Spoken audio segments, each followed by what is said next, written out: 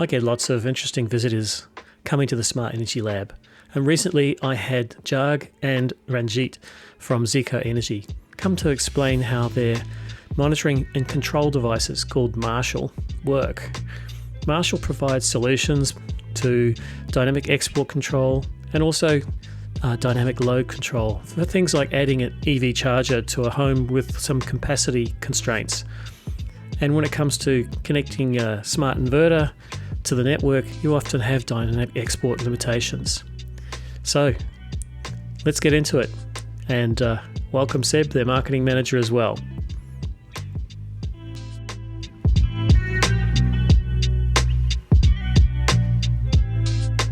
G'day, Glenn Morris here from the Smart Energy Lab, and I'm here today with Jag and Ranjeet from ZECO Energy. Great to have you. Hi, Jag. Thank you, Glenn. Ranjeet, you're a regular. I call you a serial offender. Always looking forward to visit. So how was the journey up here today? It was a great day. Ranjeet was the driver. So, it was a good drive. We made it. Yeah, up the mountain. Yeah, it's a beautiful sunny day here in Melbourne, like it always is in Melbourne. Yes, you can say that. We'll claim it. That's right. So, Jag, tell me what your role in the company is. I'm the director in the business, along with Ian Lilly. And Ranjeet is the senior engineer. We have a team of 25 to 30 people looking after customers in various forms. And we have contractors that install our systems, solar, battery, and electrification pretty much on a daily basis every week. So that's on top of that. And we're based in Moorabbin in Melbourne. And we are all about renewable energy. So you're much more than just making clever devices. Oh, we certainly are. We provide solutions. Glenn, if you start with our vision, we make renewable energy accessible to all. And that is our vision statement. And what does it actually mean? So we want to make sure that everything we do, the products, the solutions that we provide, are all driven towards making renewable energy accessible to all Australians. And we'll go into the three parts of our business in a moment. And all three parts are driven towards that particular vision. Great. Before we do that, maybe we'll let Ranjeet sit in the green room while we'll have a bit of a chat. I'll join. Yeah. Okay. Sure. In the naughty corner. In the naughty corner. So, Jag, tell me a bit about ZECO Energy. ZECO Energy is a 11-year-old business with a vision of making renewable energy accessible to all, as I mentioned before. There are three parts to our business. One is I'll start with the energy technology part, which has got the highest potential, we believe, going forward.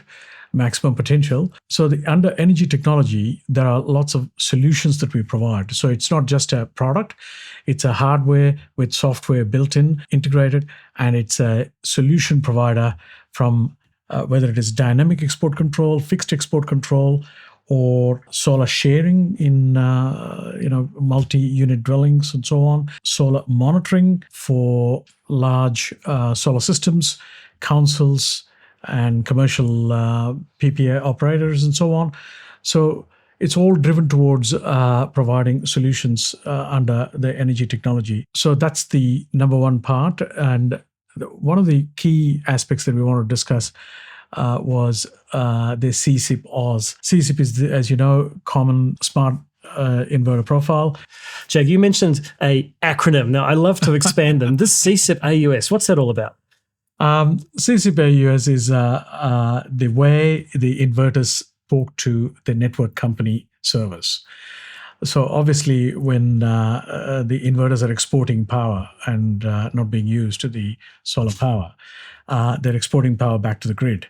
And how they communicate, so if you can imagine, there are so many inverter brands with so many softwares built in, their own softwares.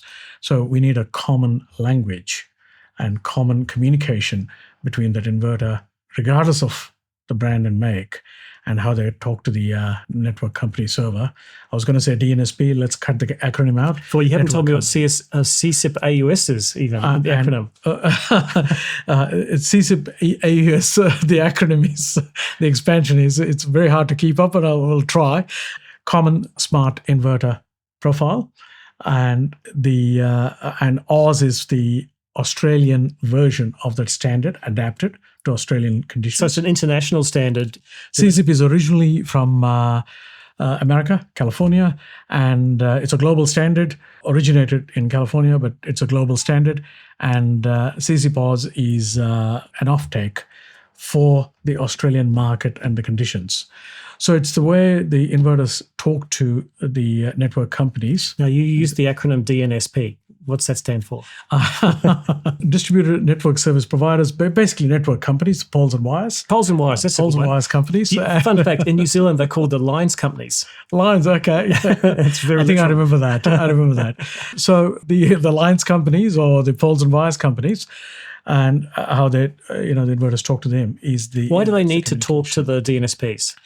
Now, without talking, they cannot control or curtail the exports. In case of congestion, the network companies desperate to either stop or control. And So it's not just turning off your inverter. It can be just slowing it down. it can be slowing it down. Slowing absolutely. it down in terms of exporting to the grid. Correct. Right. So it's sort of making them all behave nicely together with a large grid. Absolutely. That is the whole point of this whole mechanism, if you like.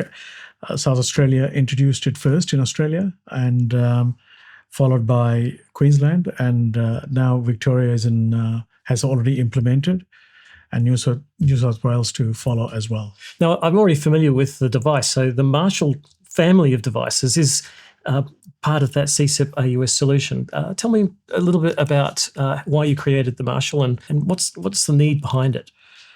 So in our business, we not only do electrification, but we also provide tech support for a number of brands, inverters, batteries, and energy meters brands. And as part of that, we support tens of thousands of customers across Australia on a daily basis. We found that there are so many regulations coming up. There are so many issues there that exist, that so many problems, if you like, to be solved. It drove the need to come up with this particular product or solution, if you like. So this is part of our energy technology, where we wanted to jump in and solve problems in a number of areas. So it's a hardware, software combined device, and it's all about solutions, solving problems. So it's a family of devices, isn't it? So there's the Mini, what's the smallest unit, which is ideal for residential applications. Yes. But that's all about monitoring and CSIP. But you've also got control devices as well. Yes, we have Marshall Lite, as we call it, which is the simplest of the devices. Which I called Marshall Mini, but it's Marshall Lite. Very good. Lite it is called. And then we have the black box, which is a larger one on three-phase sites and other applications, and Marshall Ultra black box with its own meter solution, where you're not able to read the meter of the inverter manufacturer. So we supply our own meter and it provides not only just export control, it has many other features there. Ranjeet will talk to you all day long about those solutions. I'll get him to bring some along to show us too. Absolutely. Yeah. Sure. Cool. So could you explain the key standards that the Marshall system complies with? Yes, obviously CSIP-AUS is the number one standard that it needs to comply with. When it comes to data, Glenn, we have data privacy and cybersecurity. So we have Cybersecurity Act, I think 2024 in Australia. So we need to comply with that particular act or standard, if you like, because we're collecting data and so on. Not the personal information, but there is enough data in there that we're collecting from an electrical usage point of view. So we need to comply with that. And then there are other various standards there that we need to comply with. So on. Things like different states have different requirements for CSIP-AUS. Yes, the network companies, we have, if you look at not only different states, but within Victoria, we have 5 different network companies, and 3 of them try to follow a particular uniform standard, but then there are 2 others that follow their own as well. Right. So we need to rise to the challenge. Hence, you're a solutions agent for these complex situations. Absolutely. Yes. Yeah, it's cool. So I think we'll get Ranjeet in to explain some of the technical detail. Sure. But, thanks, Jag. Thanks, Glenn. Yep. Thanks for the opportunity. No worries. Well, magic. Ranjeet's here. So, Ranjeet, you're a regular, I said, to the lab, and you've helped us with some actual practical solutions because we've got some fairly big loads that are coming off a board that's not really big enough. It only has a 40 amp controller, and you've also got devices like the small Marshall light for residential use to meeting compliance with the various state requirements. Now, tell me a bit more about those different state requirements and how they work. Yes, so dynamic export control is approached differently right now. Each state has got its own server, like each DNSP has got its own server. And then in Victoria, there are 3 different servers, 3 different DNSPs. So even though there's 5 DNSPs, there's only 3 servers. That's correct. Maybe there is one server, but they are all differently registered. So we don't know what's in the background, but we know there are three different URLs to connect to, 3 different endpoints, so as to say. So in Victoria, there is a United Energy /City Power /Power Core, which is one way of connecting. And then there is Gemina and AUSNet. In Victoria, it is called the same requirement, which basically caters to export control to the grid. It's called backstop, where the allowed capacity per phase is still 5 kilowatt, roughly 5 kilowatt, but it's basically used to curtail the exports when it is required to maintain grid stability. What we see is mostly it's full on 5 kilowatt. Seldom we see getting curtailed, but the export capacity, the installation capacity still stays as same 5 kilowatt per phase. In Energy Q, which is for Queensland, they operate differently. They have got dynamic operating envelope of set points. So there is a continuous envelope of import and export which is sent. These are called set points. So for export control, it is same dynamic. They control it and then they allow 10 kilowatt of inverter capacity per phase. Right, so double what Victoria has. That's correct, yeah. So they allow more. And then for import control, they have a dynamic envelope as well. So if the load is more than 20 amp per phase, they would like to be connected to be controlled. Right now, they work only on 2 control loads, which is EV chargers and AC coupled batteries. Is that the GSD requirement? That works in parallel to the dynamic export control requirement. Okay. It is still required. GSD requirement is a ripple control sent through the power lines, and then it implements DRM0 on inverters. So it puts in inverter in some kind of a standby. I didn't know ripple control was still around. It's about 50 years old now. Yes, that is well and truly tested. As you know, it is used to turn off the street lights and all that, but it's still used.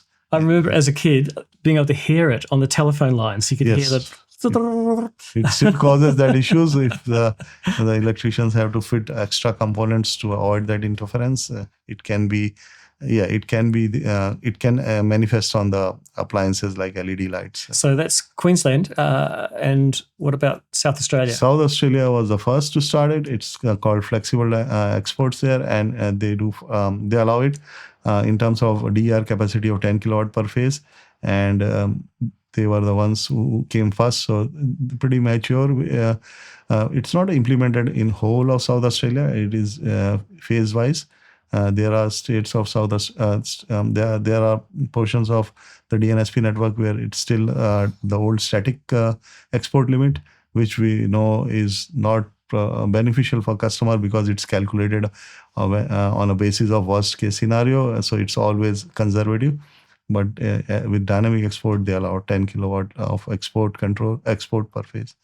So maybe I'll just summarize. If you're installing solar and/or solar and battery in any of those 3 states, so Victoria, South Australia, or Queensland, you require some form of dynamic export control, and this device can provide that to certain inverter products. Is that correct? Yes. So we are compatible now with more products. From last time when we came, we were compatible with SMA, SolarEdge, and Fronius, and now we have included ZECO Energy and SunGrow in our portfolio as well. Q-Cell, which are no longer sold, we are still compatible, and Delta, one series of Delta is compatible with us. So yes, we are compatible with more products. So this Marshall light can do up to 3 inverters.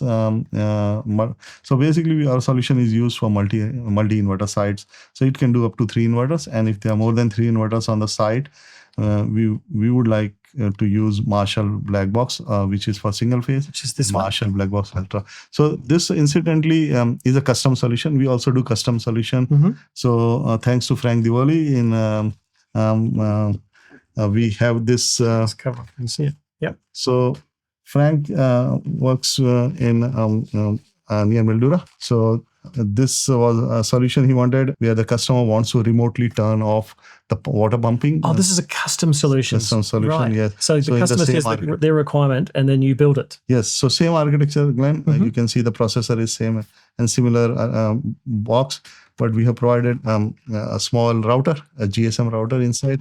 And there is an antenna, BNC antenna. So what it will do is on our front end. GSM, so like 4G. Yes, yeah, it can do 4G. This so tiny router, yes. Isn't that cute? Industrial router. Yes, it's very useful. It doesn't have Wi-Fi, but LAN. So, and then customers chooses. So this will be used for a water pump, as I said. So customer can remotely turn on using a soft button on our front end or an app. Right. Turn it on and put a timer on when they want to turn it off, or they can do a schedule that automatically come on at this point and off at that point. So they can choose the day and time, and this has got a CT and this has got a meter, single CT. Even though this is used for a 3-phase, to save cost, we'll measure only one phase, and because the current on the other 2 phases will be same for the load, we'll demonstrate. Because it's a balanced 3-phase motor. Balanced 3-phase motor for a pump. Yeah. So basically, there will be indication in terms of amps that the current is being drawn, the pump is on, and whenever they want to turn it off, they can turn it off.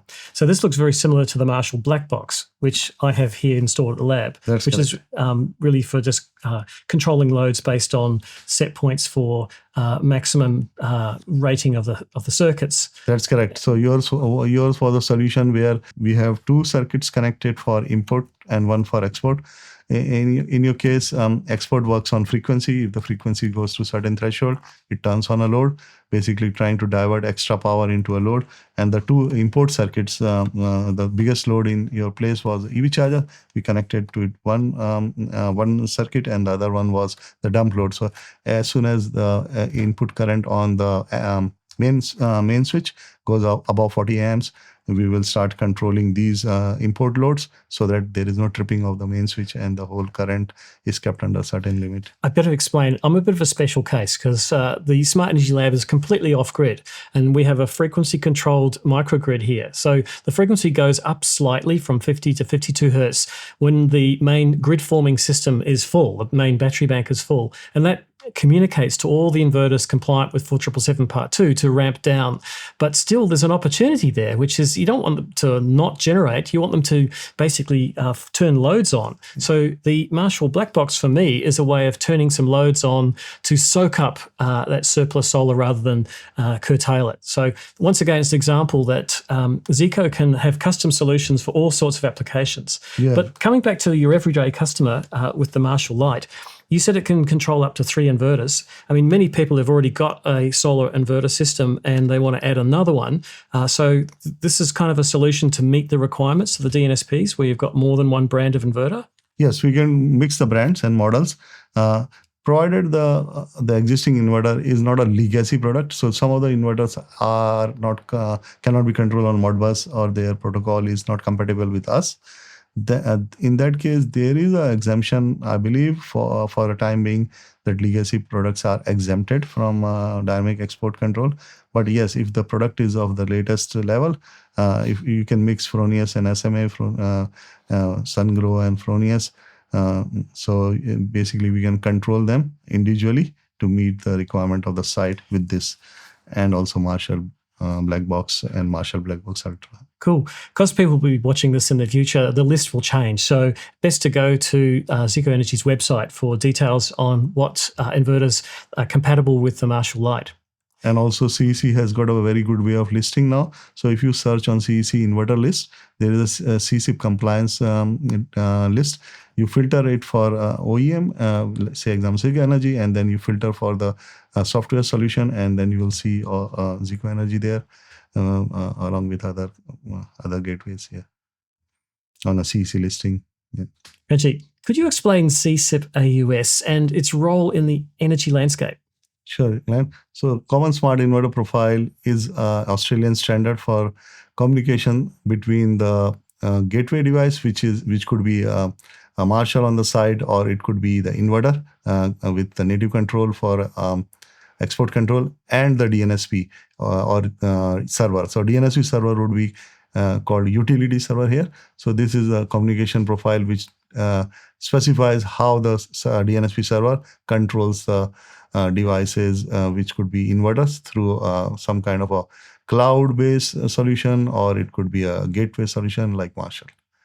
Right. So you just use the term native and so a third-party device like Marshall Lite. I guess, and as I often have a lot of products that are coming to my lab, which are new to the Australian market, they're often challenged by our requirements. For instance, you have to have CSIP-AUS. That means we'll have to update our firmware. But you can provide a solution for them if you can integrate their Modbus with your device. That's correct. So they don't need to be directly compliant with CSIP-AUS communication. We will do it for them. So we'll create some kind of a intermediate between DNSP and their inverter, and we will then communicate. We'll control the inverter if it's a Modbus through Modbus or Sunspec, and then we will implement the controls of DNSP on that inverter. So I imagine if they want to have a native solution, it's got to be compatible with all the DNSPs because they've all got their own flavors, right? Yes, you are right. It is. So first of all, the complexity, as you as rightly mentioned, there are many DNSPs and they have different ways of communication, and then the amount of bandwidth this solution occupies on the processing power of an inverter is substantial. So inverter is a power making device. If it has to do work of a computer, it is asking for too much. So the best solution is to let a gateway or some kind of a cloud-based solution do this instead of inverter. So how does CSIP-AUS relate to IEEE 2030.5? Yes, when IEEE 2030.5 is a global standard. It's meant for smart grid, where it was a standard that DNSPs or the network provider can talk to various devices on the site and control them. And Australian version of IEEE for inverter control was developed, and it was called Common Smart Inverter Profile. Australia, it's also known as CEP-2, and then there is a further standard which is on the way, which is going to control even battery storage, which I think is called CSIP version 1.2 or something. Oh, there's versions of CSIP. Yes, so that is coming as well. It could be SEP 2.1, or it's something to be enhanced version of CSIP. So CSIP is only for PV generation inverters, but not for battery. The next version will control battery storage. Oh, I didn't know that at all. So I assumed that it automatically did battery control. So, for instance, if you want to tell the battery to charge or discharge, that's not part of CSIP. No, that's not part of CSIP yet, but it will be. It will be in the next version. Right. So Western Australia Synergy would be using that version. Okay, well, it's definitely news to me. Now, in terms of the practicality of IEEE 2030.5, what are the commands? Is it one way? Is it like the server at the DNSP tells the client device, or in the case of the Marshall Lite, to ramp down the inverter, or does the inverter tell the server currently some characteristics like how much it's generating or fault conditions? Both ways. So there is an architecture called REST, representational state, which is a subset of the CSIP. So in that, there is posting and polling going on. So we'll cover that in detail, where we will discuss the signaling. Right. So what happens is there is a notification from the DNSP server to the gateway device. in our case, before gateway, we have got an aggregator, and that notification says that we want you to poll these, and we poll those commands, and then we post some back, and then we get an updated control command, and then we tell the device that you have to do this. So there's quite a bit of a traffic going. So CSIP is the communication protocol which ensures that this traffic is smooth and efficient and doesn't occupy too much of bandwidth. Because there are DNSP server is connected to hundreds of inverter, and if it is not in terms of bandwidth frugal, it will be very difficult. Not just hundreds, potentially millions. Yeah, in Australia there will be so many. So that's why this to and fro of communication is well defined in CSIP. Right. No. It's pretty. It's like in world of its own. So we'll discuss that in the next one. How do you ensure the DERs remain secure from unauthorized access? Yes, very good question, Glenn. Security of this whole CSIP-AUS communication protocol is our priority. So we have got ways to do that. The protocol itself has got encryption inbuilt in it. So when the DNSP server has got an endpoint like a Marshall register, there is certain inbuilt way of enhancing security, which is through an LFTI, which is long form. So it's not visible to someone who's trying to sniff the packets and they could see the communication. Exactly. That's encrypted. So each NMI number can be registered only through one LFDI. So if someone tries to register an inverter again, it is not possible because it's only through one LFDI and one certificate. So each of the gateway providers like us, we have got a certificate to show that it is us on their server. So it is only shared with that DNSP for that solution provider. And then we have got a geo block on the IP addresses. So if inverter is registered in Australia, and someone else tries to communicate with that inverter, it is not possible because IP address has to be from Australia. Okay, so IP addresses are based around geographical zones, and so you know that IP address comes from a foreign country, not a DNSP in Victoria. That's correct. And then during the time of registration, the process has to go through either in-band or out-band registration. In-band registration refers to a cloud server when a cloud-based gateway device is used, and outband is like us, which is a direct way of connecting to DNSP. So we have to authenticate that it is us communicating with the DNSP. So it is very secure, and then we have to follow access control internally. So internally, we cannot give an installer login unless we know they are real. So we practice that. The access control is only for installers. So we're getting deep into the weeds in some of the technical areas now, but when it comes to, say, the installer configuring a device like this, you mentioned registration. So they've got to actively register this with the DNSP? Yes, so they register the device on our portal. On your portal. Then we generate an LFDI. So the whole site gets linked with that 30-digit LFDI, 30-character LFDI. And then the site is identified no longer by NMI to the DNSP, it is through LFDI. And this communication between Marshall and DNSP server is encrypted. So right. And as I said, IP address has to be, whatever IP address is trying to connect to the DNSP server has to be from Australia. Otherwise, they won't allow, and has to pass through the checks, which is LFDI. Now let's make this real simple. We've got some ports on here. So there's an Ethernet port. I presume that's for the internet. That's for internet. We've got some USB ports. I presume that's for Modbus. Yes, it's for communicating. Those can be used to communicate to RS485 devices.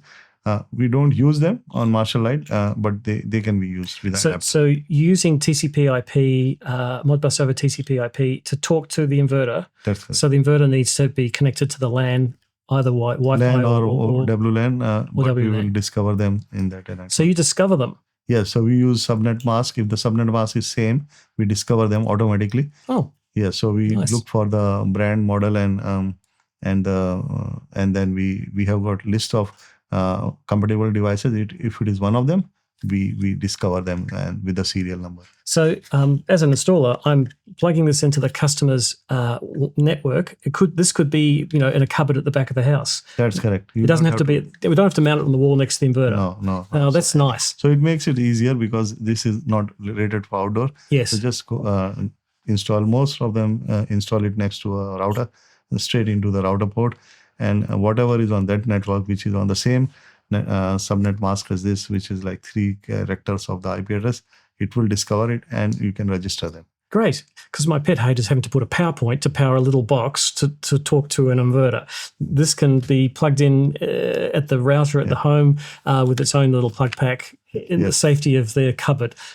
Exactly. And in your case, when we installed the load box in your place, we discovered all the inverters which were Fronius, because we have a lot of Fronius. We are compatible with them.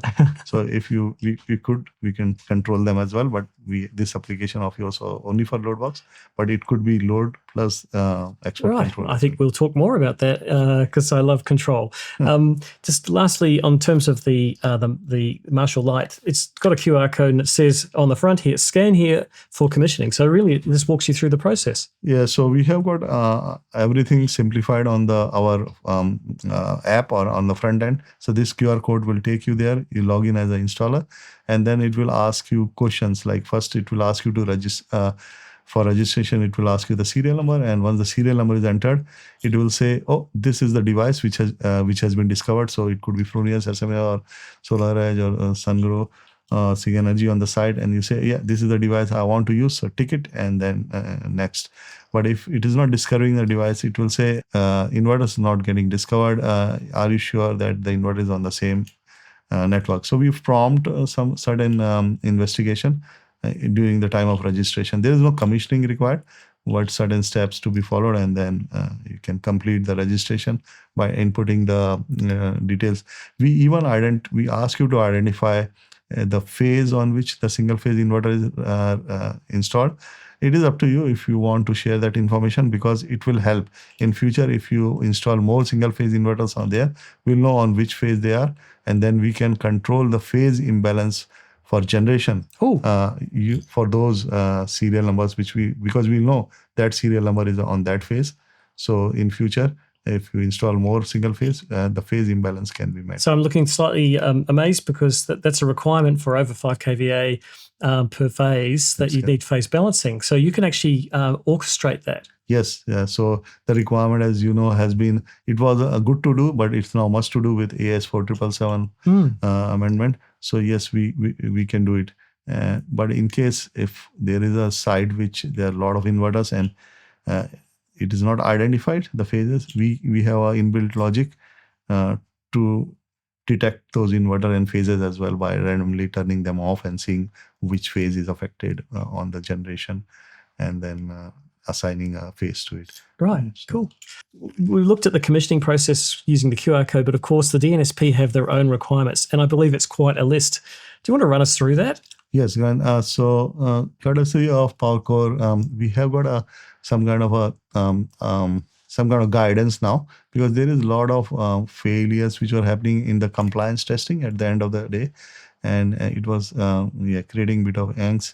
So they have come out with clear set of guideline what to do before you install. So during the time of registration, first make sure that there is a pre-approval existing, because that will allow you to complete the paperwork on eConnect portal. Second one, when you register, make sure there is an LFDI generated. Registration happens on, as I said, on Data Marshal. Webs for us, Data Marshal will generate. We use out-of-band registration process, so there will be an automatic long-form device identifier, which is LFDI generated. This is a 30-character string of 30 characters, which identifies the site. So instead of NMI, this is what will be used to identify the site. And then when for solar EWR, you use this LFDI. So this is before installation. After installation, make sure that the whole thing works on export control. So there should be a meter on the site, a grid meter to do consumption monitoring and export monitoring. Marshall can work with OEM meters. In case it is not possible to use OEM meter, Marshall has got inbuilt meter. So meter has to be configured. Second one is if meter is there, sometimes the CTs are not in the right direction. So then even the CTs have got even if they're in right direction, the connection of the CTs on the meter is reverse. So make sure that CTs are pointing in the right direction. In Marshall, there is very easy. You can look at the power factor on each phase. If import is happening on the phase, the power factor will be positive. If export is happening on that phase, power factor will be negative. So it's easy to know CTs are in the right direction. And the third thing PowerCo wants you to do is update the firmware, because update the firmware of the inverter. So we also recommend that because everyone has tested, like us or DNSPs, the inverter manufacturer, they have tested on the basis of certain firmware. If the inverter is old and firmware is old, it may not correctly work for export control requirement. And the last thing they want you to check as an installer is that this compatibility test should be done when the potential to generate at least 1 kilowatt of solar is there. So don't do it when there is no solar possible. So then it will fail the generation test. So these are the 4 guidelines. And then at the when you are ready, you can start the compatibility test. Compatibility test has got 4 stages. Stage number 1 is looking for the device data, telemetry data. If that has failed, either there is a communication issue with the DNSP server or the meter is not correctly configured. So you can call our technical support team and they will look at the logs and will confirm if Marshall is online, if Marshall is communicating with DNSP server, and if the meter data is going through. The test number 2 is testing for the default export settings. This is to replicate a scenario when internet connection is lost. In this, the expectation of DNSP is very clear that it should go into a default export value, which is 0 for United Energy, PowerCo and City Power, 500 for Chamina, and AUSNet is 1 kilowatt, or it could be other way, but these values are well defined. So inverter has to be configured for these default values, otherwise it will not pass this test. And the third stage is testing for generation control. So based on the site load, automatically the DNSP servers brings in 2 stages of testing. If the loads are high, it will do generation control for accordingly, and if the loads are low, it will relax the export limit so that it allows something to go out of the site. But it will look for changes in generation. This is where if the sunlight is not enough and it's not generating 1 kilowatt, this test can fail. And the last one is if everything works, the last one is DNSP then sets the post and polling rates, which are like 5 minutes interval. And if this test fails, then that's when you call the DNSP and say, I passed the 3 stages, it failed on the last stage. And if everything is passed, then you will see that the export control is no longer default value. It will go into some kind of a regular export control. It may take some time for it to reach that. It may stay in default. But if the site is working correctly, it will come out of default export into a regular export values. Wow. That was a lot to remember. And I'd recommend installers actually, get a copy of the DNSP's requirements, read through it first. And as Ranjeet's pointed out, make sure that you've actually got at least 1 kilowatt of generation. So don't do it on a winter's afternoon as the sun's going down. So you've got to plan for when that test is going to be done. Exactly. And you can always call us. We will look into the polling and we'll let you know what's the issue. Cool. Ranjeet, can you explain how the system sends the commands to the DER device? Yes. So this is a very elaborate requirement where IEEE comes into play using REST architecture. And so REST is representational state transfer. So we use 4 stages of communication. Subscription and notification is stage 1. When Marshall is a gateway device, but it's connected through an aggregator. So we call it Marshall aggregator. server. That aggregator is actually the one talking to the DNSP server. So can I stop you there? So the sequence is the Marshall light talks to your aggregator. Yes. And literally it's aggregating lots of Marshall lights. Yes. Then the aggregator talks to the DNSP. That's correct. Is that for efficiency of communication? Yes. So in case in future, if you, I don't want to kill our business, but if you don't want to use it, we still have our server, right? Which is actually talking. So in case a Chinese company comes and says, I'm not able, I'm not able to have this architecture sunspec. I have got this Modbus. Take the Modbus and make me compatible. But I don't want to use your gateway device, so we can just use the connect their inverter to our server. So instead of their inverter connecting to their server, say Sungrow or the one, we connect to our server, and then our server controls it directly. Right. So you can effectively translate. Yeah, translate. Yeah. Yeah. Right. Cool. So gateway is good. Direct wave communication, faster, sure shot.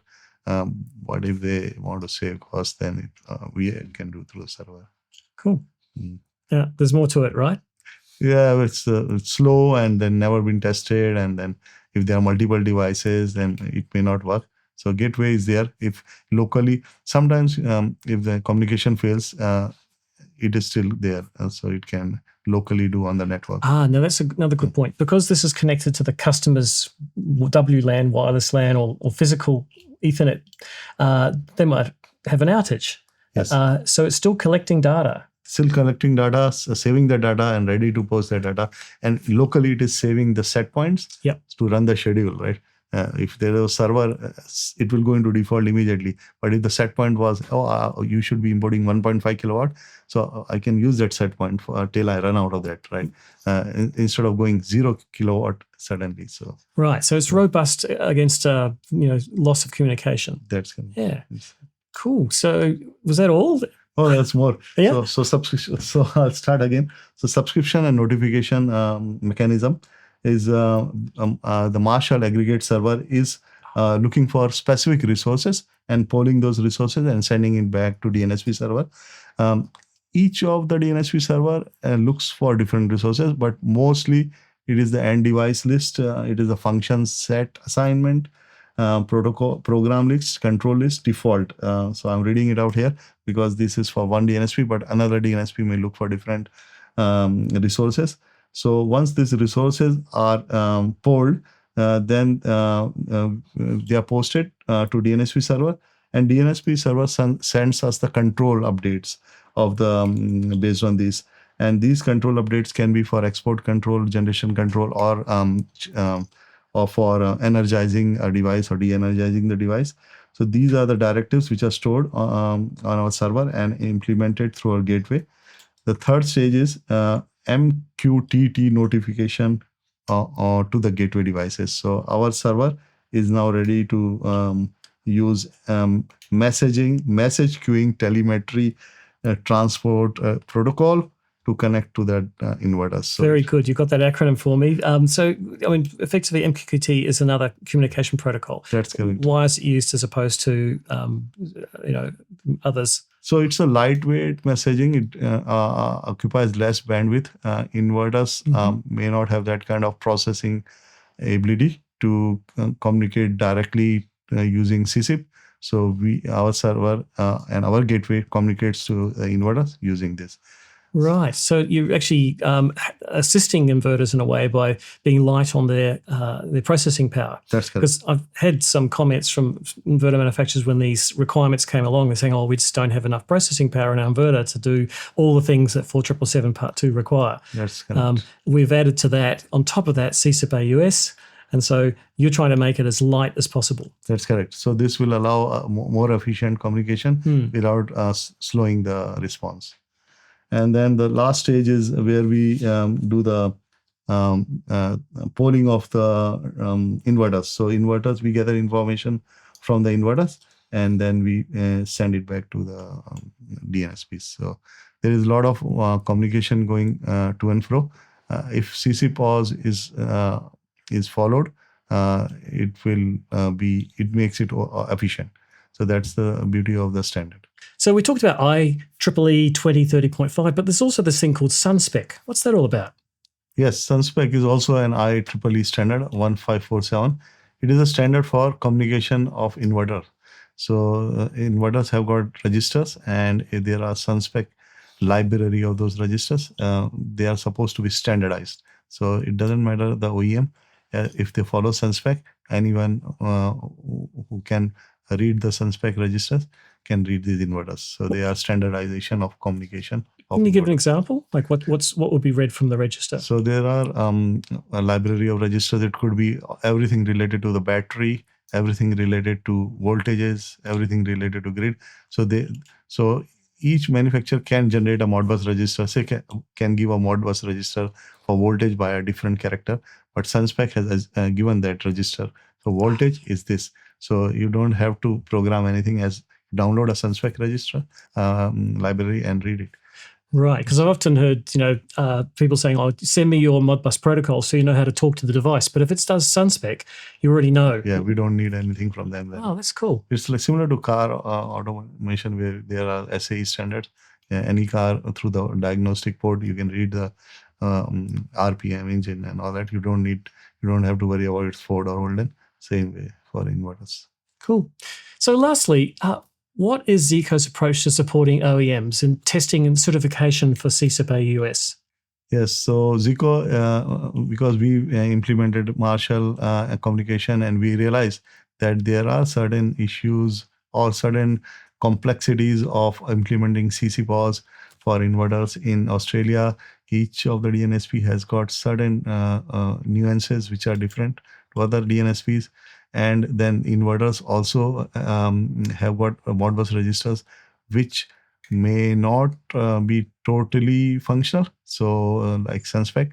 So based on our experience of integrating with different DNSPs and different OEMs, we thought that we can offer this some kind of a sandbox environment where instead of going straight to a DNSP and trying to get a compatibility test done, we can offer that similar environment to a CSIP-AUS through our server, and then advise them if what are the changes in their script they have to do to meet that requirement. So it's like a sandbox environment, and soon we'll be SunSpec certified. So there is a SunSpec body.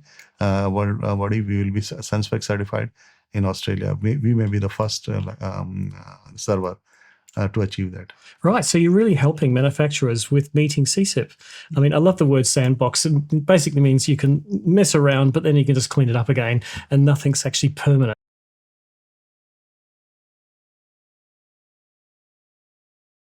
You can use our resources and develop. Yeah. And based on our experience, we can help you meet the requirement as well. We can say, oh, you are using this register wrong. Try to use it differently and to pass the test as an added advantage of using our server. Now, you've shown me a bunch of products, everything from Marshall Lite, Marshall Black Box, which we've got installed here, and you've got Marshall Ultra. You've got custom solutions like this one for controlling pumps through just a mobile phone. There's a big box behind me. What's that? Yeah, that's very interesting. Should we bring it up here? Yes. Poof! Look at that. It just appeared. What's this? It is not an average Marshall Lite or Marshall Black Box. This one is a custom solution. This is Marshall Heavy. Very heavy. And Marshall Robust. So yes, this is a custom solution. We like installers call us because they know that we have got capability to read devices.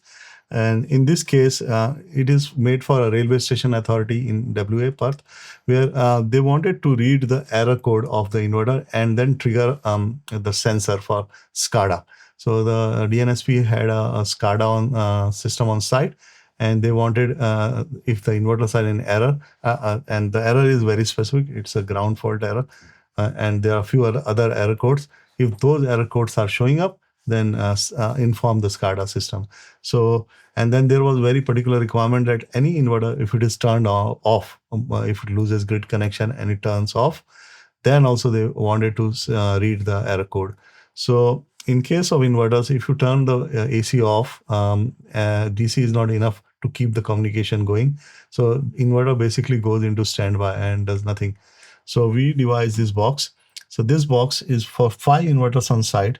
It will read, so the inverters reference voltages are connected here in each of the MCB. It will read the inverter through Modbus. And it will read for those error code registers which are specific for the customer. And if those error code registers go true, like if there is a fault, we will then communicate. There are connections for SCADA behind this. So we'll communicate through a normally open relay for each inverter. There is a pair for each inverter. One is for inverter error and other is for inverter losing grid connection, which is through a phase detection relay. So the three phases of the inverter between the inverter, AC isolator and inverter are communicated through this into this phase detection relay. And this relay will show fault if inverter goes off. And this second pair of normally open contact will trigger an error code across the SCADA sensor. So a dry contact across SCADA sensor for inverter error code and grid error code for each inverter. Why do they need to be able to integrate error codes into their SCADA? What I believe the requirement is that they want to know, first of all, if the inverter is working, and ground sense fault, which is insulation related fault, can disturb their network. If the ground fault goes from DC into AC, it's a railway station. It can trip things. So they want to be very sure what is happening. So it's actually, it's all about safety. Safety. For essential services like rail. That's correct. Yes. Yeah. So wow. So you built this to their specification. Exactly. So they wanted a robust solution which can be mounted in their communication room, and which has and there is no internet on the site. They don't want to give us internet. So basically, only way is to create a network. So there is this network switch, which is creating a network where inverters will be plugged in, and then Marshall. This is Marshall here, which will read that. Yeah. Yes. Yeah. So I guess what you're showing here is an example of ZECO Energy's ability to solve problems. And so companies can come to you and saying, can you do this? And we've got inverters, we've got loads, we've got essential services we need to monitor, and you can put that into a package. Yes, and we have, as you said, we can read devices, and we can then communicate to a sensor or to any other protocol, like SCADA uses DNP3 protocol. So we can then do that kind of conversion. So whatever is your application and you are not able to find any specific product, just let us know. We can then make any solution, test it for you, and we don't mind making one-off box as well, as I showed you before, a box for controlling remote pump. No problem, we can make that, and we are happy to provide solutions. Cool. Well, this has been a long interview, but a very, very deep and thorough one. I'm sure there'll be part of this audience that will find some of this tech really valuable, particularly installers who have to configure stuff. So thank you for doing such a detailed explanation of CSIP-AUS and all the background to it. Thanks very much, Ranjeet, for coming. Thanks again. And thanks, Jag, for coming along as well. And Seb, who was running late.